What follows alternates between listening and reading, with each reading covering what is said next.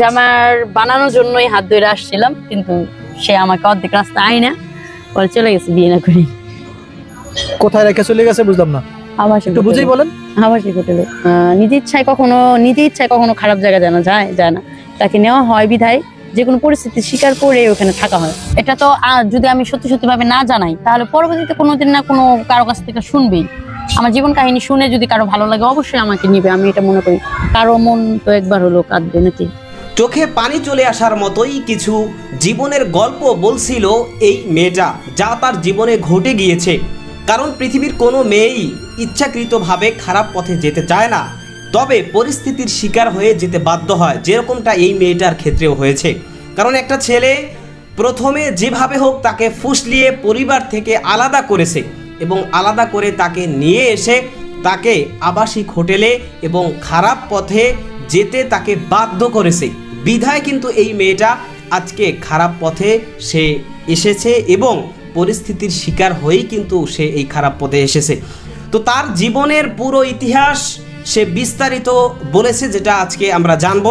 তো চলুন আমরা দেখে আসি তার জীবনের মূল যে ইতিহাসটা, কিভাবে কেন তিনি এই পরিস্থিতির শিকার হয়ে আজকে এই অবস্থার শিকার হয়েছেন এবং তিনি সামনে ভালোর পথে আবারও ফিরে আসতে চান, সে বিষয়ে তিনি কিছু কথা বলেছেন। চলুন ভিডিওতে একটি লাইক দিয়ে ভিডিওটি শেষ পর্যন্ত দেখতে থাকুন।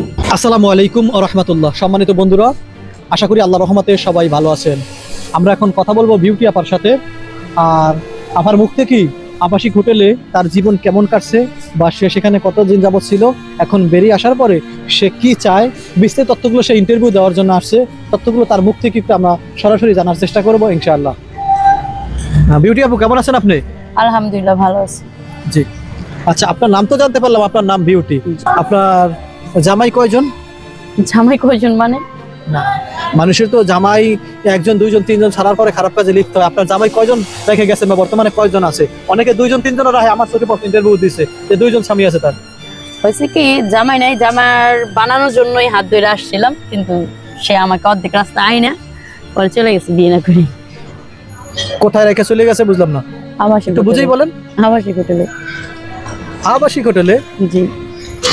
এটা তো লজ্জার কি আছে, যেটা হয়ে গেছে। এখনো কি সেখানে আছেন? এখন বর্তমানে ওইখান থেকে বের হয়ে যাওয়ার চেষ্টা করতেছি, বের হয়েই গেছি অলরেডি। উত্তর নিচ্ছি, এই কাজ আর করবো না, আমি নিজের পায়ে নিজে দাঁড়াবো। তাহলে আপনার তো টাকা পয়সা, অত সম্পদ, লাখ লাখ টাকা মনে ইনকাম করছেন। কি বলেন? না, অত টাকা ইনকাম করিনি। ওটা হারাম টাকা। হারাম টাকা হলো ওই জায়গাতে তো দৈনিক নাকি শুনলাম, আমার অন্য একটা ইন্টারভিউতে অন্যজনে বলছিল যে দৈনিক 1500, 2000, 3000, 5000 টাকা ইনকাম করে। তাহলে আপনার তো কয়েক লক্ষ টাকা ইনকাম করার কথা। যেরকম ইনকাম এরকম তো ব্যয় আছে, আর অসৎ পথে টাকা কখনো থাকে না, এটাই হচ্ছে মূল্যটা কথা। যেভাবে হোক বের হয়ে যায়। আর ওইখানে থাকার একটাই কারণ, নিজের ইচ্ছায় কখনো খারাপ জায়গা যায় না, তাকে নেওয়া হয় বিধায় যে কোনো পরিস্থিতি স্বীকার করে ওখানে থাকা হয়। আর আমি ওইখানে মানে হাত পা বেঁধে আমাকে রাখা হয়েছিল। আমি তো চিনি না, জানি না, অজানা একটা জায়গা আমাকে নিয়ে গেছে। পরে ওই বাড়িটায় বলছে যে এটা একটা বাড়ি, এখানে আমরা থাকবো, তারপর আমরা বিয়ে করবো। তারপরে মনে করেন একদিন পরে সে বললো যে আমি বাহির থেকে আসছি, তারপরে আমরা বিয়ে করবো, কাজে নিয়ে আসি। এই যে আজও গেছে, কালও গেছে, আজও তার কোনো খোঁজ খবর নেই। আচ্ছা, এটা কোন জায়গা? জায়গার নাম একটু আপনার বলতে হবে। জায়গার নাম পুলিশ প্রশাসন সেখানে অভিযান চালাতে পারে। আপনার মতো আরো তো অনেক মেয়ে আছে সেখানে, আছে না? আছে ভাই, কিন্তু আমি এটা বলতে চাই না। না, বলতে তো আপনাকে হবে, অবশ্যই সেখানে পুলিশের অভিযান চালানো প্রয়োজন। কারণ প্রশাসন যদি সেখানে অভিযান চালায়, আপনার মতো কিছু নিরহ মানুষ সেখান থেকে বেরিয়ে আসতে পারবে। যারা আসতে চায় তারাও আসতে পারবে। অনেক সেখানে বন্দী আছে, অনেক মেয়ে সেখানে জীবনযাপন করতেছে বন্দী অবস্থায়। তারা যদি একটা মুক্ত বাতাসে প্রশাসনের মাধ্যমে হোক বা সাধারণ মানুষের মাধ্যমে হোক বা মিডিয়ার মাধ্যমে হোক, যারা মুক্তি পায়, তারা, আপনি চান না সেটা? জি, সেটা চাই, যার সবাই মুক্ত বাতাসে ঘুরে বেড়াক, এটা আমি চাই অবশ্যই। আচ্ছা, সেই জায়গাটা কোথায়? ঢাকার ভিতরে না ঢাকার বাইরে? এটা হচ্ছে ঢাকার বাইরে, আপনি ময়মনসিংহ রোডে পড়ছেন। ময়মনসিংহ রোডে। এটার নাম কি? নাম কি জানা আছে আপনার? ওটার নাম বলবো? নাম পরে হোটেল আমাদের সমস্যা করবো, বুঝে নিত। আপনি তো সেখান থেকে বেরিয়ে আসছেন, আপনি বের হয়ে আসলো না, আমি বলবো না ভাইয়া। আমি রোডের ঠিকানা বলছি, ঠিক আছে, কিন্তু ওই হোটেলের নাম বলা তো কেন? বললে সমস্যা? হ্যাঁ, বললে সমস্যা। আচ্ছা, ঠিক আছে, বললে যেহেতু আপনার সমস্যা, তাহলে আমরা এদিকে আর যাচ্ছি না বেশি। এবার আমরা অন্য বিষয়ে জানতে চাই, এখন সেখান থেকে বেরিয়ে আসছেন আপনি কতদিন? এই আপনার 1 বছর হয়েছে। 1 বছরে যে বেরিয়ে আসছেন? 1 বছর? জি। আচ্ছা, 1 বছর। এর আগে তো আপনি কোথাও কি কাউকে ইন্টারভিউ দিয়েছেন? না, আমি ইন্টারভিউ দিইনি। কি ফার্স্ট? জি। আচ্ছা, ফার্স্ট ইন্টারভিউ দেওয়ার মানে কি আমাকে একটু বলবেন? মানে হচ্ছে আমি ভালো হয়ে চলতে চাই, একটা ভালো মনের মানুষ চাচ্ছি, যে আমাকে কেউ যদি গ্রহণ করে বিয়ে করে তাহলে আমি নামাজ কালাম করবো, পদ্মা সেতুতে থাকবো, এই জন্য। আচ্ছা, তার মানে এখন বিবাহ করতে চান আবার? জি। আচ্ছা, একটা বিষয় আমার জানার ইচ্ছা, যে আপনারা যে আবাসিক হোটেলে জীবনযাপন করতেন, এখান থেকে যে পরিমাণ টাকা ইনকাম করছেন এটা সবাই এখানে জানাজানি হয়ে যাবে, খারাপ কাজ করছেন এখানে জানাজানি হয়ে যাবে, আপনি এখন ফিরে আসছেন সেটাও জানাজানি হয়ে যাবে, আপনার ফ্যামিলিগত ব্যাকগ্রাউন্ড সেটাও সবাই জানিয়ে গেছে। তারপরে কি মনে করেন যে আপনাকে কোনো একটা ছেলে নিবে, কিন্তু সে নেওয়ার পরে যদি আপনাকে এই কথাগুলো আবার বলে বা এটা খোটা দিয়ে যদি আপনার উপর অত্যাচার করে, নির্যাতন করে, আপনারে মারধর করে, তখন কি করবেন আপনি? আসলে কি ভাইয়া, এটা তো আর যদি আমি সত্যি সত্যি ভাবে না জানাই তাহলে পরবর্তীতে কোনোদিন না কোনো কারো কাছ থেকে শুনবেই। আমার জীবন কাহিনী শুনে যদি কারো ভালো লাগে অবশ্যই আমাকে নিবে, আমি এটা মনে করি। কারো মন তো একবার হলো কাঁদবে নাকি। আচ্ছা, প্রথম অবস্থায় আপনাকে ভালো লাগলো, নিল, পরবর্তীতে আপনাকে দোলাই দিল, তখন কি করবেন?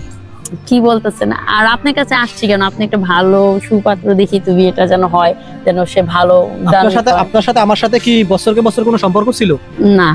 আপনার সাথে আমি কি সপ্তাহ পর সপ্তাহ ঘোরাঘুরি চলাফেরা করছি? না। এক টেবিলে কি মাসের পর মাস খানা খাইছি? না, আপনার বিষয়ে অনেক ভালো শুনছি, আর এরকম আপনার প্রতিবেদনগুলো আমি দেখি, ভালো লাগে। আপনার সাথে আমি এতদিন যাবত চলি নাই, খানা খাই নাই, ঘুরি নাই, জাস্ট আপনার সাথে 10 মিনিট 20 মিনিট সম্পর্ক আপনার সাথে চলাফেরা, কথা বলার জন্য। আপনার সাথে যদি কোনো একটা ছেলে আপনাকে পছন্দ করে, তার সাথেও জাস্ট এরকমের 5-10 মিনিট বা 1 ঘন্টার কথা হয়।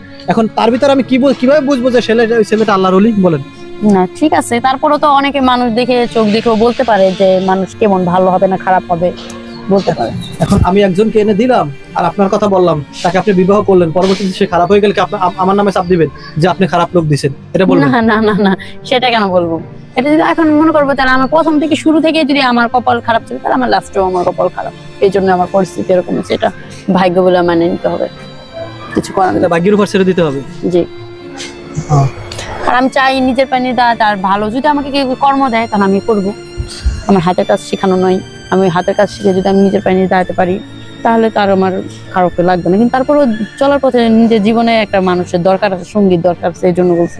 সবকিছু ভুল যা আছে আমার ওটা নিয়ে সবাই যদি কেউ আমাকে নিত তাহলে হয়তো আমি নিজেকে নিজে গুছায়া ভালো হয়ে যেতে পারতাম। তার মানে এখনো আপনি ভালো একটা জীবন সঙ্গী চান, যাতে আপনি ভালো হতে পারেন।